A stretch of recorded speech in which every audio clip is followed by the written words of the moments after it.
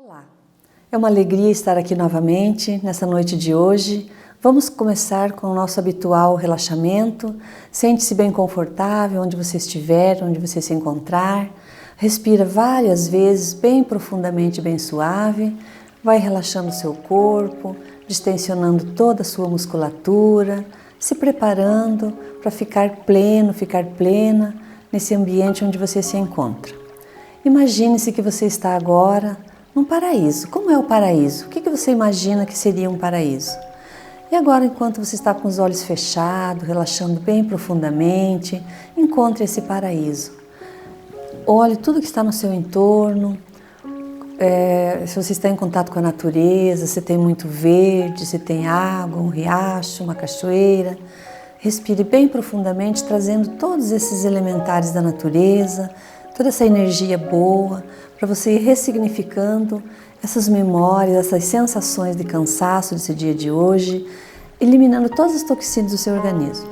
Sente o prazer de estar nesse ambiente, sente a alegria e sinta agora a sua presença, seu corpo físico, vai integrando também com a sua mente, que você vai relaxando, deixando ela livre, sem pensamentos, e sente o quanto você vai ficando pleno, vai ficando plena, e assim nós podemos dar início às nossas atividades.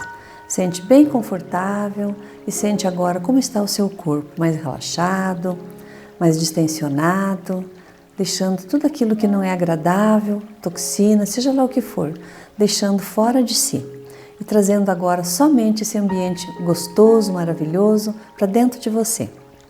E assim nós damos início agora, aproveitando esta sensação que nós estamos relaxados, para fazer nossa prece inicial. Eu gostaria de fazer a prece, ao invés de pedir qualquer coisa que seja, mas agradecer. Agradecer pelo dia de hoje, agradecer pela vida, agradecer pela oportunidade de estarmos aqui em contato novamente, agradecer por nós podermos ouvir, ver e sentir. Talvez tantas pessoas gostariam de ter esses sentidos plenos, ativos, e não tem. E nós temos, e por isso já é um motivo para agradecer. Senhor, obrigado por tudo que o Senhor tem nos dado, obrigado ao Mestre Jesus, esse irmão maravilhoso que nós temos, a Mãe Maria, por todas as bênçãos, por todos os cuidados e proteção que nos dá. Obrigado mais uma vez pela oportunidade de estar aqui nessa noite de hoje com vocês, é uma alegria enorme e assim nós declaramos o início das nossas atividades, que assim seja. O tema da palestra de hoje, talvez para vocês seja muito comum, mas eu tenho trabalhado bastante sobre isso para encontrar os benefícios do que é um trabalho de estudos em grupo.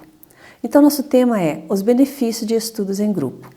Talvez você diga, mas eu já participo, ou durante a minha vida eu aprendi a trabalhar em grupo. Mas isso não é comum para todas as pessoas. Algumas pessoas até nem gostam muito de trabalhar em grupo por conta das dificuldades, das divergências de opiniões. Não é? Então, se você já participou e já teve alguma experiência na sua trajetória, sinta agora a necessidade, a importância de você se colocar diante desta nova proposta. O que é um estudo em grupo? Já está comprovado isso de uma forma geral, que o grupo pode ser um forte aliado na nossa preparação para a vida. E você sabia que estudar em grupo vale a pena? Sim ou não? Se vale a pena, pensa um pouquinho. Apesar que esse é um tema que divide muito as opiniões. Porque da mesma forma que um pode pensar que é muito produtivo e esclarecedor trabalhar em grupo, o outro pode pensar que trabalhar em grupo dispersa, as conversas dispersam, e se não houver um foco, com certeza vira uma grande perda de tempo. E às vezes até atrapalha aqueles que querem aprender. Por que nós vamos falar hoje sobre essa importância ou esses benefícios de trabalhar em grupo, ou de estudar em grupo? A nossa casa, o Emana, ela proporciona essa oportunidade desde o início da sua história, há muitos anos atrás. Já foram programados, foram organizados grupos de estudos. Então tem diversos grupos e diversas escalas. Você pode participar do nível 1, do nível 2, do nível 3 e assim você vai evoluindo, vai crescendo, de acordo com o seu estudo ou a sua dedicação. A vantagem, ou seja, uma das vantagens de estudar em grupo é poder compartilhar dúvidas e também no papel de ajudado e ajudador. Quando você precisa ajuda, você pede, e quando alguém precisa, você doa. E quando nós nos juntamos a outras pessoas, talvez aquelas que estão passando pelos mesmos desafios que a gente, fica mais fácil compartilhar ideias, ou sanar dúvidas, e mesmo aumentar a motivação nos momentos mais difíceis. Eu falo isso porque eu participo de vários grupos. E no nosso grupo de estudo daqui da casa do Emana, eu observo o quanto existe talvez esta responsabilidade ou comprometimento dos membros em um ajudar o outro. É comum ouvir lá no grupo um pedido. Eu peço oração para minha família, eu peço oração para uma pessoa, um membro da minha família que está doente ou que está numa dificuldade. E prontamente o grupo já se disponibiliza, levando essa oração, fazendo alguma coisa para agregar na vida daquela pessoa. Então essa é uma das vantagens, né, que nós vemos, de poder um ajudar o outro. Quando há uma dúvida ou um sofrimento, quando isso aparece, também, quando você participa de um grupo, você já recorre imediatamente a um membro. E todo grupo tem aquelas pessoas que um sabe dar uma receita, outro dá uma dica, dá um conselho, dá um apoio, ou simplesmente saber ouvir. Quando você tem essa participação, essa presença, e você sabe que pode contar com o grupo, prontamente você já se conecta com aquela pessoa que possivelmente vai te trazer a resposta, vai te trazer um retorno. Então essa é mais uma das vantagens de trabalhar, de estudar em grupo. Outra questão também é compartilhar ideias e conhecimentos. Tem algumas pessoas que não gostam muito de ler, outros não gostam muito de estudar. E quando você está participando de um estudo em grupo, o que acontece? Cada um vai compartilhar do seu conhecimento, vai trocar as suas ideias e com isso você vai aprendendo e vai agregando valor no teu dia a dia e sem perceber você já está ajudando outras pessoas. E é comum também ouvir as pessoas que participam dessas reuniões em grupo criarem grupos em casa. Momentos de estudo, momentos de oração, e isso vai desenvolvendo na família já essa vontade, né, que vai se tornando comum a participação desde as crianças em estudos em grupo. É comum que a gente faça uma troca e nesta troca você avalia ou você valida o conhecimento do outro. Então, pertencer ou participar de um grupo também tem uma outra questão que às vezes nós participamos mais por afinidade. E eu ouço pessoas dizerem, eu não gosto de participar em grupo porque eu não gosto de uma pessoa. É interessante, porque essa pessoa que você não tem afinidade e ela faz parte do grupo, talvez é aquilo que você precisa aprender. Quando você não se identifica, quando você não vibra na mesma frequência de algumas pessoas, e alguns deixam de participar do grupo por conta de um ou dois indivíduos. Se você enfrenta, se você continua praticando o bem, independente da afinidade ou não daquela pessoa, você tem a ganhar. Porque às vezes aquela pessoa foi colocada, não foi por acaso no seu grupo. Ou você está participando daquele grupo, também não é ao acaso. Porque você precisa trocar um conhecimento para aprender com aquela pessoa. Eu digo que aquelas pessoas que a gente não se identifica, ou você pensa, não tem nada a ver comigo, esses são os nossos mestres. Essas pessoas são as que mais estimulam a gente a pensar nas diferenças, na desigualdade e principalmente naquilo que você não gosta no outro. Porque às vezes a pessoa é um espelho. Como você não se olha, não gosta de reconhecer as suas dificuldades, você vê no outro. E se você enfrenta essa dificuldade ou essa divergência, você vai aprender a respeitar a diferença e também vai aprender a se conhecer um pouco mais.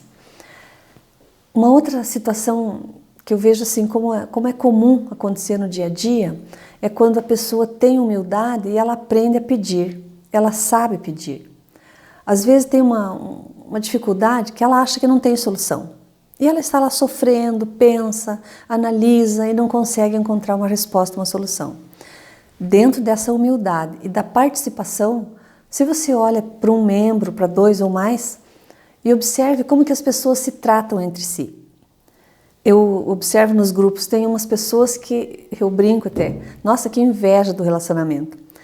Duas pessoas se dão super bem, ou um grupinho menor, 2 ou 3, e aquela que fica fora, que fica alheia, no fundo ela tem vontade de ter essa igualdade, mas não consegue. E a humildade vai trazer uma consciência que aquilo que parecia tão difícil para você, se você presta atenção e observa como que essas pessoas se relacionam, você vai encontrar a solução.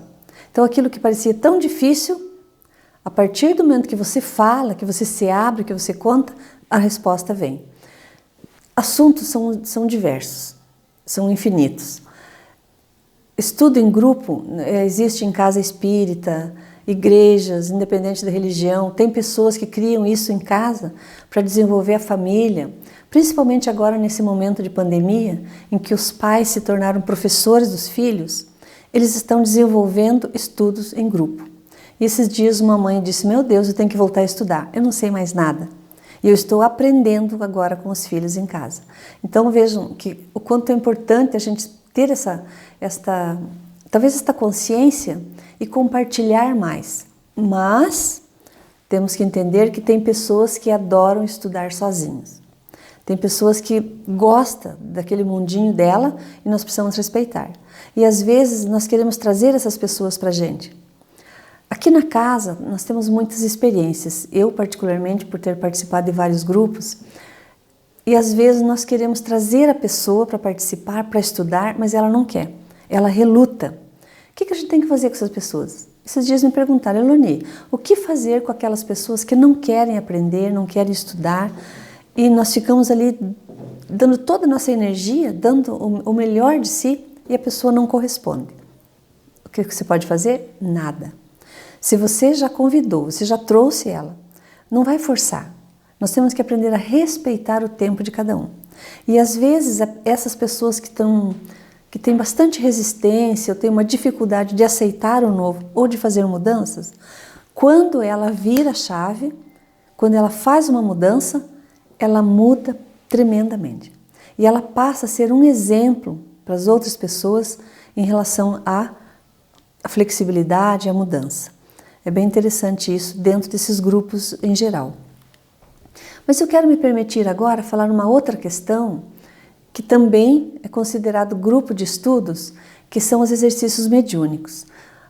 Eu falei inicialmente da situação natural de formar grupos, independente da religião, independente do estudo ou da busca da evolução. Mas agora eu vou focar um pouco o exercício mediúnico, que também é conhecido como grupo de estudo. Eles são formados por pessoas que têm interesse em estudar ou debater o espiritismo. Porém, a diferença desse grupo é que aqui precisa ter um coordenador, um orientador. Não pode simplesmente reunir pessoas que não têm uma mediunidade desenvolvida, que não têm um conhecimento mais técnico, eu diria, e fazer a prática de exercícios mediúnicos. Então aqui precisa realmente um orientador. E a filosofia do exercício mediúnico é a promoção, é a preservação e a valorização da vida. Por que hoje está crescendo tanto esses grupos de estudos, tanto mediúnico quanto de um modo geral? Porque nós precisamos realmente nos encontrar. Nessa promoção, nessa preservação e valorização da vida, tem como objetivo maior promover em cada pessoa o desenvolvimento de uma consciência crítica e ativa do seu próprio processo de vida, do seu próprio conhecimento e do seu próprio desenvolvimento, trazendo dessa forma instrumentos e instruções que são fundamentais no gerenciamento do dia a dia, no gerenciamento da sua própria vida. Por isso que tem pessoas que relutam, não querem, porque ela não quer aprender, ou seja, ela não quer se conhecer. Mas não é um não quer simplesmente por ignorância, não quer pelo medo de conhecer um pouco mais de si mesmo. Porque as pessoas, de um modo geral, elas conhecem o mundo de fora, vivem para o mundo de fora, mas poucas interiorizam para conhecer o mundo de dentro. E essas poucas pessoas que resistem e que não querem se conhecer, não querem aprender, são elas que têm o maior medo de si mesmo, né? Então, essa promoção do exercício mediúnico vale para todos nós, mas principalmente aquelas pessoas que querem buscar mais uma solução, um conhecimento sobre o espiritismo e um conhecimento sobre si mesmo. A educação espírita, ela é libertadora. Portanto, quanto mais você pratica esse estudo, quanto mais você pratica o exercício mediúnico, mais você se liberta, porque mais você se educa. E o que nós precisamos educar é o espírito. A educação cognitiva, desde criança nós já aprendemos a ser educados, mas uma educação moral, social, familiar e até religiosa. Mas a educação espírita é essa que vai libertar de um modo geral, porque ela procura, através do conhecimento, conscientizar e desenvolver em cada indivíduo um sentido universal da vida, que é a evolução. E a vida sem evolução não tem sentido. E o sentido da vida é a evolução. E é essa a prática da educação espírita que promove, por isso que ela liberta. Uma questão também sobre a educação espírita é que ela quer revelar a cada um o que realmente a pessoa é. Então, quando eu falo da prática do autoconhecimento, quanto mais nós estudamos, quanto mais nós aprendemos e vamos nos libertando, mais você vai se identificando a pessoa que você é. E dentro dessa prática, é aí que nós vamos descobrindo qual que é a minha missão de vida, qual que é o meu propósito, o porquê da minha existência. Porque se eu posso passar uma vida inteira buscando uma intelectualidade, estudando, aprendendo, lendo, ok, é válido, com certeza, mas eu não desenvolvo aquele lado dentro da educação espírita que é conhecer um pouco mais da minha essência. E na nossa essência é a partir dali que nós vamos definir os papéis que a gente faz na vida, que a gente escolhe o que nos são colocados. Então essa educação, ela vai entender ou desenvolver todas as nossas potencialidades, todos os nossos recursos e principalmente as ferramentas que nós precisamos para uma vida plena. Quer dizer, todo mundo quer uma vida plena, mas nem todos conquistam. Existe e subsiste no interior de cada pessoa tudo aquilo que você precisa.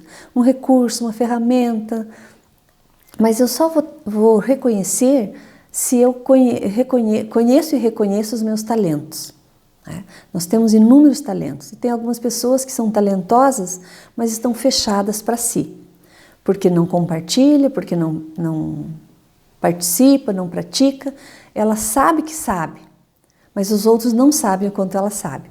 E esses grupos que nós estamos participando e propondo, inclusive, para vocês que tiverem interesse em participarem, é exatamente isso. Você vai descobrir a pessoa que você é e aquilo que realmente você quer ser. E não viver de uma forma como os outros querem que seja. Então essa é bem interessante, essa prática, porque você vai desenvolver ainda mais as suas potencialidades. O Espiritismo traz também a luz do conhecimento, a luz do saber, através da pedagogia do amor, que demonstra permanentemente que a consciência do homem representa a sua liberdade. Não sei se eu já falei alguma vez que 98% da humanidade vive sem consciência ou em busca da consciência. E apenas 2% que estão nesse nível de consciência de criador.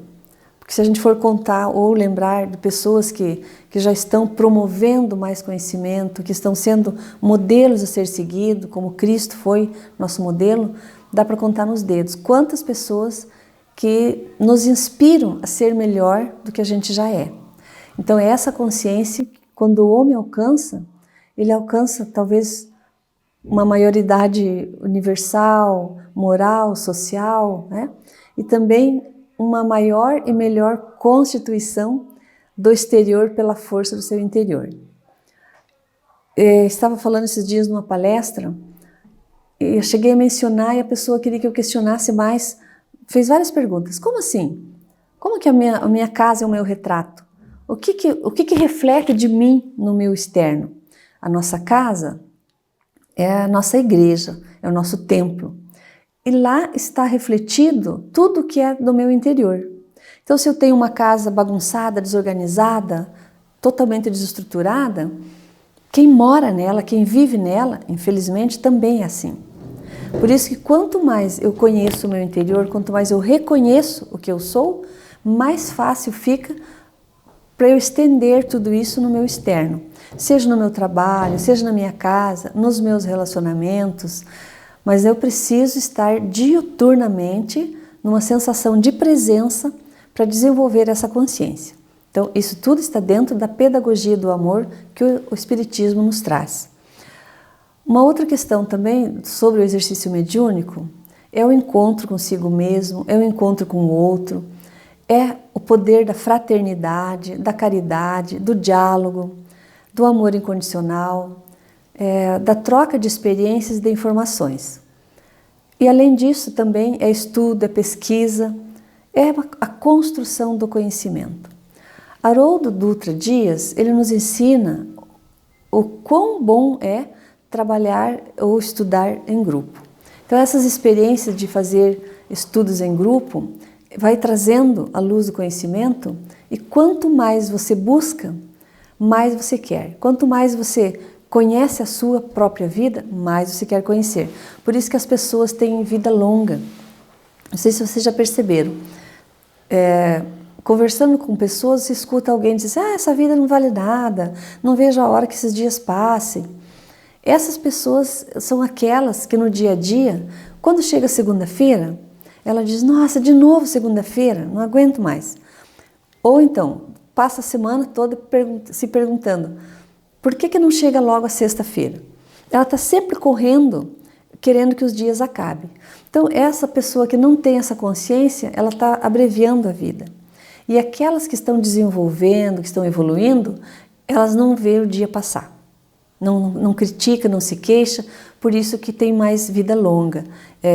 Enxerga mais longe, vê as coisas a longo prazo, não fica só naquele aqui e agora do dia de hoje. Meu dia não serviu, minha semana não vale nada, esse mês não passa, enfim. Então, quanto mais você vai adquirindo, você vai construindo conhecimento, mais você vai se libertando daquilo que te trava, daquilo que te aprisiona.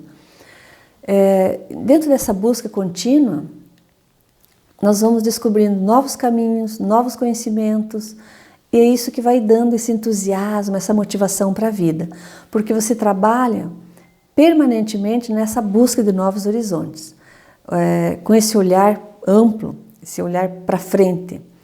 E tudo fica mais claro e você vai se permitindo entrar num processo de renovação. Por isso que não envelhece tão cedo. Envelhecer nós vamos, mas não aquele negócio, a pessoa tem 30 anos e está dizendo que já está velho. Ou tem 40 anos, 50 anos e diz: isso não é mais para a minha idade. Porque ela não tem visão de futuro, ela não tem perspectiva. E se não tem perspectiva, provavelmente cria muita expectativa. Aí a expectativa não é alcançada, não é atingida, se frustra e a vida vai perdendo valor. Uma outra questão que eu tenho percebido com as pessoas que praticam esse estudo, que sentem que vale a pena viver e vale a pena, principalmente, transferir o conhecimento que sabem, elas vão, de uma forma, se sentindo mais plenas e vai construindo isso de um jeito diferente dos outros, né? Vai dando mais sentido para a vida. E aquelas que não se renovam, que não têm sentido, elas vão entrando num processo de doença, inclusive a depressão.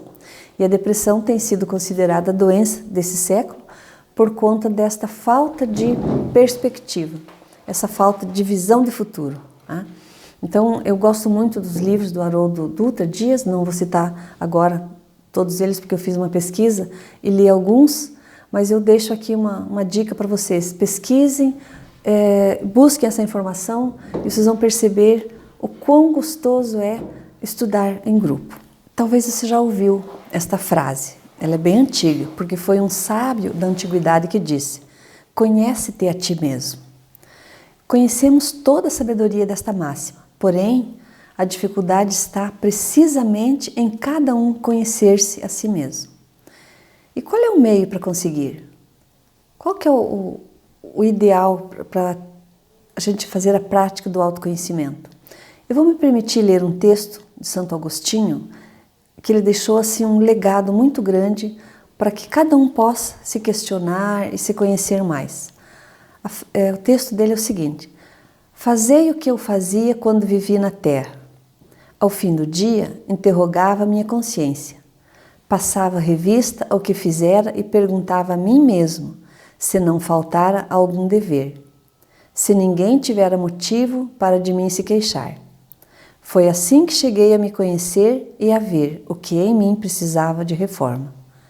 Aquele que todas as noites evoca-se todas as ações que praticou durante o dia e inquirisse de si mesmo o bem ou o mal que fez, rogando a Deus e ao seu anjo guardião que o esclarecessem, grande força adquiriria para se aperfeiçoar, porque, crede-me, Deus o assistiria. Interrogai-vos o que tendes feito e com que objetivo procedeste em tal ou tal circunstância, sobre tudo o que fizestes. Santo Agostinho. Você já parou para pensar se todos os dias nós tivéssemos uma espécie de um checklist? Tudo o que você fez durante o dia e fosse lá dando um ok. Mas não só o que você fez por obrigação, para cumprir uma tarefa, para seguir um planejamento, tudo que você fez que foi um ok de fato, fez bem feito e fez com amor. E aquilo que deixou um pouco de você com alguém. Vocês já pararam para pensar se todos nós pensássemos dessa forma? No final do dia ou antes de você colocar a sua cabeça no travesseiro, fazer essa reflexão, né? Checar tudo isso. E essas pessoas que passaram por nós e que receberam alguma coisa, elas também, com a consciência delas, no dia seguinte ligassem ou mandassem uma mensagem agradecendo. Olha, ontem eu estive com você e você fez alguma coisa, foi tão bacana e eu só tenho a te agradecer. Eu tenho feito, não diariamente, mas algumas vezes eu tenho feito isso e tem dado um resultado fantástico com as pessoas. E depois elas me dizem, sabe aquilo que você fez comigo? Eu fiz com uma outra pessoa e tá muito bacana fazer isso no dia a dia. Mas às vezes nesse mundo que nós falamos que tem correria, que tudo é uma pressa, nós não nos damos conta. O que é que eu estou fazendo com aquilo que eu faço? Qual que é o retorno que eu estou deixando com aquilo que eu faço? Como que as pessoas estão recebendo, estão gostando, não estão gostando, em relação ao que eu faço? Mas ter a intuição de que tudo aquilo que eu faço bem feito, eu faço com amor, eu faço principalmente com gratidão. Porque ter gratidão pelo que os outros fazem para a gente é fácil. Ter gratidão por aquilo que eu posso fazer para os outros é mais difícil. Hoje eu passei por uma adversidade e cheguei até a colocar algumas frases lá que me inspirei diante de tanto trabalho, tanto obstáculo que eu tive que ultrapassar.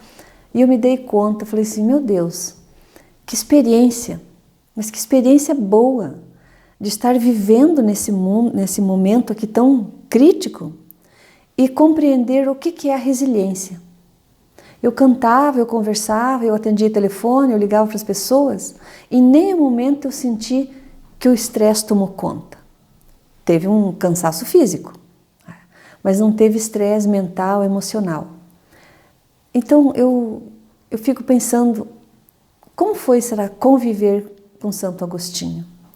Como que seria a prática dele no dia a dia? Será que a gente tem um pouquinho dele? E se nós não temos, podemos aprender com ele. Podemos aprender com o legado que ele nos deixou. E talvez agora, se aproximando do final do ano, seria um momento para fazer as mudanças agora, e não a promessa. O ano que vem eu vou mudar, o ano que vem eu vou fazer isso. Já começar esse ano agradecendo por tudo que foi. Mas agradecer esse ano, um ano atípico, um ano totalmente diferente dos outros anos, talvez tenhamos muito o que agradecer. O aprendizado. Porque é na dificuldade que a gente aprende. É nas adversidades que a gente aprende. Então, se realmente esse ano foi um ano atípico, foi alheio à nossa vontade, ou não aconteceu nada daquilo que nós prevíamos, quanta coisa que a gente deve ter aprendido. E esse já seria um motivo realmente para agradecer, né? Para ter essa experiência da convivência com as pessoas, o que você deixou, o que você contribuiu na vida de cada um, e quais foram as oportunidades que você teve de, apesar de não ter sido como você gostaria que fosse, mas você deu um bom resultado. Então é uma questão para a gente pensar também. E sobre a importância do conhecimento de si mesmo, é a chave do progresso individual. Nós não vamos para frente, nós não avançamos se a gente não sabe para onde vai. E para saber para onde eu vou, eu preciso saber de onde eu vim. E saber de onde eu vim, eu preciso saber quem eu sou. Interessante, né? Uma coisa vai levando a outra e com isso eu vou progredindo individualmente. E se individualmente eu aprendo, eu cresço, eu evoluo, imagina se eu participo de um grupo, onde eu posso aprender também com o conhecimento dos outros. Mas e daí, como que eu vou dizer se eu me conheço, ou se eu conheço bem a mim mesmo? Será que não seria uma espécie de exibicionismo? Tá? Ou é uma ilusão do amor próprio? Ou talvez o fato de eu dizer que não me conheço seria para mim justificar as minhas falhas? É uma coisa para a gente pensar, para a gente refletir. Às vezes é mais confortável você dizer que não sabe, que não se conhece, e aí você não sai da sua zona de conforto. Então, você está se protegendo de uma forma, se colocando como se você não tivesse conhecimento de si mesmo, por isso que você errou, por isso que você falhou. E leva a pedir desculpas. Muito pedido de desculpas, muito é um sinal de que você não se conhece mesmo. Então, quanto mais você vai se conhecendo, menos desculpas você vai pedindo das falhas que nós cometemos. Pergunte à sua consciência o que ela deseja, o que ela pede para você, o que ela busca, em que aspecto que ela quer melhorar. O que é a nossa consciência? A nossa consciência é a nossa essência. Talvez é o nosso mentor, é o nosso anjo da guarda. Como que isso está sendo trabalhado dentro de mim? Como que os meus pensamentos, se eu tenho pensamentos bons ou ruins, e eu quero ser uma pessoa melhor, eu preciso banir, eu preciso, de todas as formas, deletar isso. É como se fosse, você tem um jardim, você quer só as flores, você não quer as ervas daninhas. Então você vai cuidando todos os dias, arrancando as ervas daninhas. Eu, pelo menos uma vez por semana no meu jardim, eu vou lá, pego uma faquinha e tiro, arranco mato por mato. Aquilo que não serve, que não vai dar flor, que não faz parte do jardim, eu vou tirando manualmente, um por um. E quando eu faço isso, eu faço uma reflexão. O que eu preciso arrancar de mim? O que eu preciso tirar desse campo que eu acho que eu sou uma pessoa boa, que eu sou uma pessoa do bem? Mas o que eu preciso tirar? O que eu preciso arrancar? Às vezes a gente tem que arrancar alguma coisa. Então, quando eu tenho uma atividade, uma tarefa, principalmente alguma coisa que não é muito fácil, ou não dá muita alegria, digamos, que dá trabalho, é essa hora que eu me pergunto, o que essa tarefa que eu estou fazendo tem a ver comigo?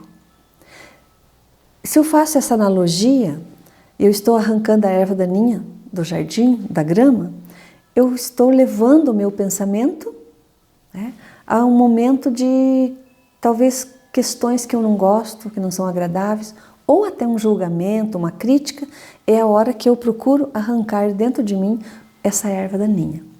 Então, é assim que eu pratico também o autoconhecimento. Mas não sou eu que estou ensinando vocês a fazerem isso. É Allan Kardec e isso está no Livro dos Espíritos. Então, vale a pena, não precisa você ler o livro todo, pega um capítulo, pega uma página ou duas, leia e às vezes é aquilo que você precisa naquele dia para você aprender. E faça um balanço do seu dia moral. O que é um dia moral? Eu tenho ouvido bastante palestras das pessoas que estão falando sobre a reforma íntima. E na reforma íntima eu vou entrar num campo que talvez seja um pouco desconhecido. A reforma moral, ou seja, fazer esse balanço, é uma coisa que nós precisaríamos fazer também com mais frequência. Quando eu trabalho com empresas, chega o final do ano, eles vêm me falar, de acordo com o balanço, como que foi o ano? Ficou no vermelho? Né? Como que foi esse balanço, esse resultado, esses ganhos, essas perdas, os lucros? E eles trazem todas essas informações. E às vezes eu trabalho isso com as pessoas. Eu falei, tá bom, então você está me mostrando agora o balanço da sua empresa. Você está dizendo que teve perdas, que teve lucros, enfim. Leva isso agora para o seu pessoal. Leva isso para você, como dirigente, como líder, como proprietário. Faça uma avaliação, faça uma autoanálise. Qual que é o balanço que você está fazendo desse ano da sua vida? O que ficou de positivo? Quais foram os lucros e quais foram as perdas? Se você tem essa consciência, você vai aproveitar muito mais as perdas, talvez nesse momento, do que os lucros. Porque os lucros estão lá. Sobrou, está guardado, está investido, não tem problema. E o que você perdeu? Se você aprende com as perdas, no próximo ano você vai evitar perder. Porque senão vai passando de ano para ano e você não vê. E a coisa vai acumulando e aquilo vai virando uma bola de neve. Então, essa reflexão vale para todos nós. Aproveite o tempo, aproveite a oportunidade e veja tudo aquilo que foi bom e principalmente aquilo que pode melhorar. Se você faz isso, você vai dormir em paz, você vai ficar tranquilo, vai passar de um ano para outro e vai despertando para a vida. Então, é um estudo que Allan Kardec deixou dentro do legado dele para que você possa praticar o autoconhecimento, mas não só se conhecer, sentir os efeitos de tudo que você fez, de toda a sua prática do bem, é claro. Quais foram os efeitos? Quais foram os lucros? Quem foram as pessoas que ganharam? Esses ganhos, esses lucros, o empresário, ele guarda isso no banco. E nós, enquanto pessoas, e o balanço moral que a gente faz, isso está guardado, está depositado nas pessoas. Não está no banco, não está nos cofres, mas está nas pessoas. É como se elas tivessem adquirido uma riqueza, um ganho por ter convivido com você durante esse ano. Então está aí uma dica muito boa. Uma outra questão, e assim a gente vai finalizando também, orar e vigiar. Todos nós já ouvimos isso. E às vezes falamos, verbalizamos todo dia, olhai, vigiai e orai, porque não sabeis quando chegará o tempo. Nós não estamos preparados para esse tempo final, porque não sabemos. Então, quanto mais eu oro, quanto mais eu olho e eu vigio, mais pronto eu estou para a minha passagem. É comum sentirmos medo da morte, mas tem pessoas que têm pânico da morte. Tem pessoas que o vírus está chegando lá da China, dos Estados Unidos, da Itália, não sei de onde, e ele já está doendo. Está se sentindo doente porque está achando que ele vai morrer. E às vezes a pessoa nem vai passar por isso, mas só o medo de morrer já assusta. Então, vigiai e orai, porque não entreis em tentação. Para que eu não entreis em tentação. Por quê? Na verdade, o espírito está pronto, mas a carne é fraca. Isso já foi um debate também de um estudo, que foi feito num grupo sobre a carne fraca. A discussão, o debate foi o seguinte: o espírito está pronto, mas a carne é fraca. Quando o espírito é forte, se ele está pronto, porque ele é forte, porque ele está preparado, não existe carne fraca. Então nós podemos ir trazendo isso e para dentro de si, para ver o que é que combina com você. Se eu concordo que a carne é fraca, por qualquer coisa eu estou cometendo um deslize. E se eu acredito que o espírito é forte, é ele que vai dar sustentação e não existe carne fraca.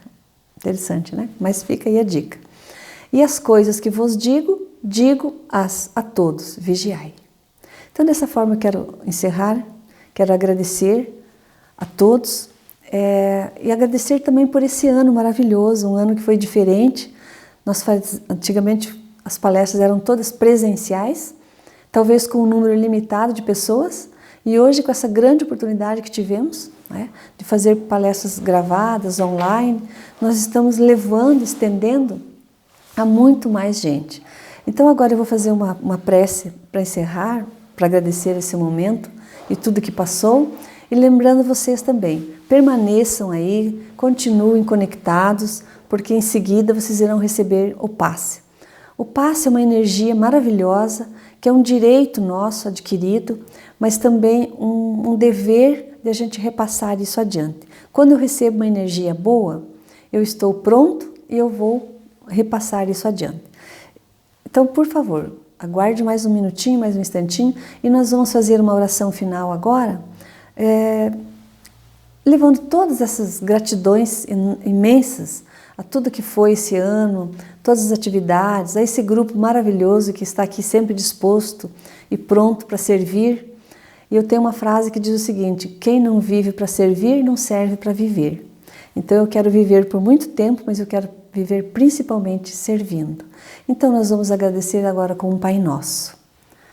Pai nosso que estás no céu, santificado seja o vosso nome, venha a nós o vosso reino, seja feita a vossa vontade, assim na terra como no céu.